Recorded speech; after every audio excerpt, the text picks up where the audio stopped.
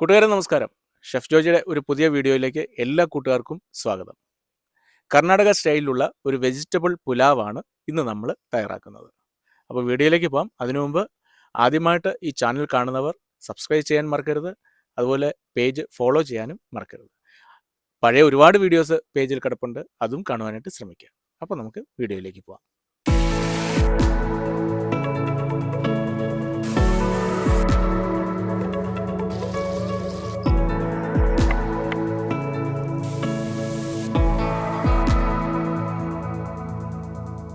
Kannada style vegetable പുലാവിന് ആവശ്യമായിട്ടുള്ള സാധനങ്ങൾ നമുക്കെടുക്കാം. 1/2 kilo basmati റൈസാണ് എടുത്തിട്ടുള്ളത്. ഇത് ഇന്ത്യ ഗേറ്റിൻ്റെ വൈറ്റ് സെല്ല റൈസാണ് ഞാൻ ഉപയോഗിക്കുന്നത്.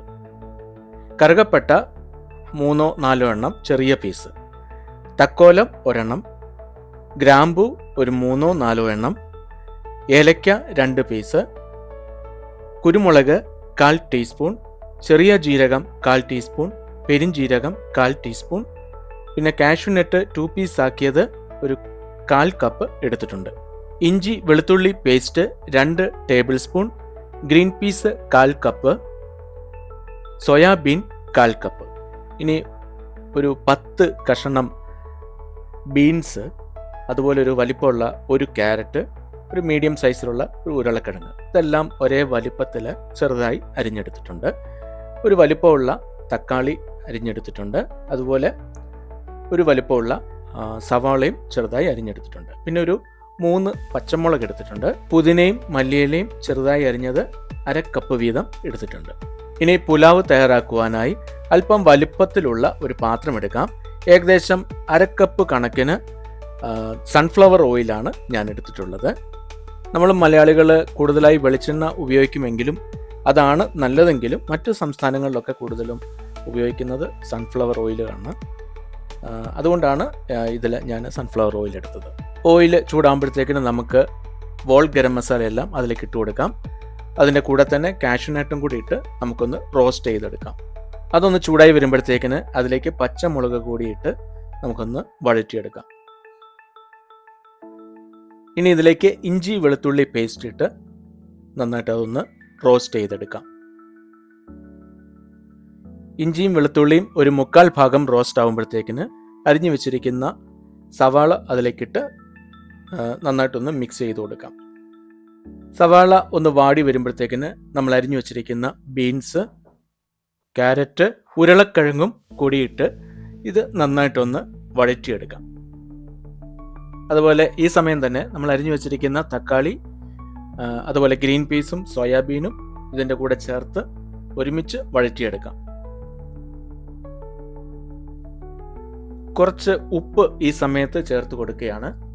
ഇപ്പോൾ ഉപ്പ് ചേർക്കുകയാണെങ്കിൽ ഈ വെജിറ്റബിൾ പീസുകളിലെല്ലാം നന്നായിട്ട് ഉപ്പ് പിടിക്കുവാനായിട്ട് സഹായകരമായിരിക്കും. അതുപോലെ പിന്നീട് വെള്ളമെല്ലാം ഒഴിച്ചതിന് ശേഷം മൊത്തം പുലാവിന് ആവശ്യത്തിനുള്ള ഉപ്പ് ചെക്ക് ചെയ്തിട്ട് അപ്പോഴും ചേർക്കാവുന്നതാണ്. ഞാനിതിൽ ഉപയോഗിക്കുന്നത് ഫ്രോസൺ ആയിട്ടുള്ള ഗ്രീൻ പീസാണ്.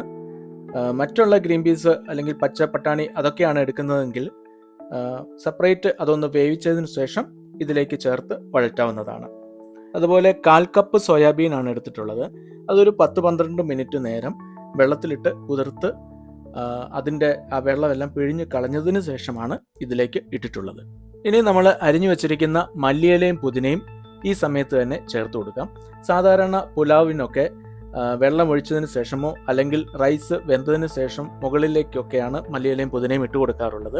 എന്നാൽ കന്നഡ സ്റ്റൈൽ ഈ പുലാവ് ചെയ്യുമ്പോൾ ഈ സമയത്ത് മല്ലിയിലയും പുതിനയും ഇട്ട് ഇതിനോടൊപ്പം വഴറ്റുന്നതായിരിക്കും നല്ലത്. അങ്ങനെ ചെയ്യുമ്പോൾ അതിൻ്റെ ആ സത്തുകളെല്ലാം ഇതിലേക്ക് കൂടുതലായിട്ട് ഇറങ്ങുവാനായിട്ട് സഹായകരമായിരിക്കും. കന്നഡ സ്റ്റൈൽ എന്ന് പറയുമ്പോൾ തന്നെ പല സ്ഥലങ്ങളിലും പല രീതിയിൽ പുലാവ് ചെയ്യാറുണ്ട്. ഞാനൊരു കോമൺ ആയിട്ടുള്ള ഒരു കന്നഡ സ്റ്റൈൽ പുലാവാണ് ഇപ്പോൾ ചെയ്യുന്നത്.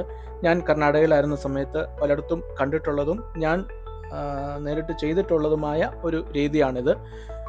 അതുപോലെ കുറച്ച് വില്ലേജുകളിലേക്കൊക്കെ കൂടുതലായിട്ട് പോകുമ്പോൾ കൂടുതലായിട്ട് അവർ മസാല യൂസ് ചെയ്യുന്നുണ്ട്.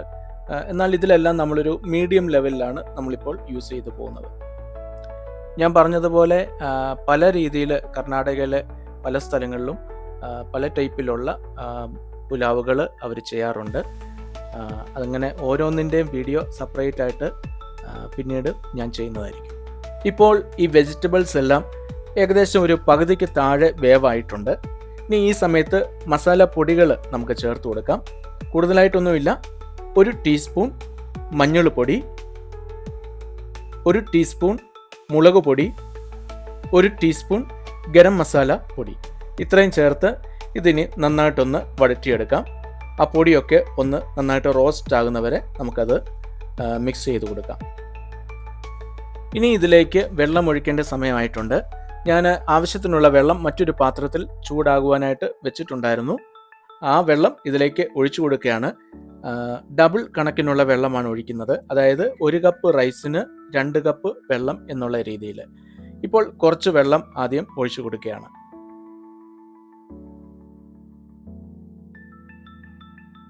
ആദ്യം വെജിറ്റബിൾ ഫ്രൈ ചെയ്യുന്ന സമയത്ത് ഉപ്പ് കുറച്ച് ചേർത്തതാണ്. എന്നാൽ ഇപ്പോൾ ഉപ്പ് ടേസ്റ്റ് ചെയ്തപ്പോൾ കുറച്ചുകൂടി ആവശ്യമെന്ന് തോന്നി. അതുകൊണ്ട് ആവശ്യത്തിനുള്ള ഉപ്പ് കൂടി ഇതിലേക്ക് ചേർക്കുകയാണ്. അത് നന്നായിട്ടൊന്ന് മിക്സ് ചെയ്തതിന് ശേഷം ഇനി കുതിർത്ത് വെച്ചിരുന്ന അരി ആ വെള്ളം ഊറ്റിക്കളഞ്ഞതിന് ശേഷം ഇതിലേക്ക് ഇട്ട് കൊടുക്കുകയാണ്. അരി ഒരു അരമണിക്കൂർ മുമ്പ് ഞാൻ വെള്ളത്തിലിട്ട് വെച്ചതാണ്. അത് ആ സമയത്ത് തന്നെ ഞാൻ വാഷ് ചെയ്യുകയും ചെയ്തിരുന്നു. കാരണം കുതിർന്നതിന് ശേഷം അരി വാഷ് ചെയ്യുകയാണെങ്കിൽ അത് കൂടുതൽ പൊട്ടിപ്പോകാനായിട്ട് അല്ലെങ്കിൽ ഉടഞ്ഞു പോകാനായിട്ട് സാധ്യതയുണ്ട്. അതുകൊണ്ട് നമ്മൾ കുതിരുവാൻ വേണ്ടി വെള്ളത്തിലിടുന്ന സമയത്ത് തന്നെ വാഷ് ചെയ്തിട്ട് വെള്ളത്തിലിട്ട് വെക്കുകയാണെങ്കിൽ അരിക്ക് കേടുപാടുകളൊന്നും സംഭവിക്കാതെ ഇരിക്കും. ഇപ്പോൾ അത് വെള്ളം അരിച്ച് കളഞ്ഞതിന് ശേഷമാണ് ഇതിലേക്ക് ഇട്ട് കൊടുത്തിട്ടുള്ളത്. ഞാൻ മുമ്പേ പറഞ്ഞ പോലെ 1 കിലോ റൈസാണ് എടുത്തിട്ടുള്ളത്. വീഡിയോ നന്നായി കാണുവാൻ വേണ്ടിയാണ് ഇതുപോലെ ഒരു വലിപ്പമുള്ള പാത്രം എടുത്തത്. എന്നാൽ വീട്ടിലൊക്കെ സാധാരണ ചെയ്യുമ്പോൾ കുറച്ചുകൂടെ പൊക്കമുള്ള അല്ലെങ്കിൽ ഉള്ളുള്ള പാത്രത്തിൽ ചെയ്യുന്നതായിരിക്കും നല്ലത്. ബാക്കിയുള്ള വെള്ളം കൂടി ഞാൻ ഇതിലേക്ക് ചേർത്ത് കൊടുക്കുകയാണ്. ഇനി ഇത് നന്നായിട്ടൊന്ന് മിക്സ് ചെയ്തെടുക്കാം. എപ്പോഴും നമ്മൾ പുലാവിനായാലും ബിരിയാണിക്കായാലും ഗീ റൈസിനായാലും ഇതുപോലെ ചെയ്യുമ്പോൾ സാവകാശം വളരെ ശ്രദ്ധയോട് കൂടി മാത്രമേ നമ്മളിത് മിക്സ് ചെയ്യാൻ പാടുള്ളൂ. റൈസ് ഉടഞ്ഞു പോയി കഴിഞ്ഞാൽ കാണുവാനായിട്ട് ഒരു ഭംഗി ഉണ്ടാവില്ല. അതുപോലെ ആവശ്യത്തിനൊക്കെ ഉപ്പ് ഇതിലുണ്ടോ എന്ന് നമുക്ക് ചെക്ക് ചെയ്യാം. ആവശ്യമെങ്കിൽ ചേർത്ത് കൊടുക്കാം.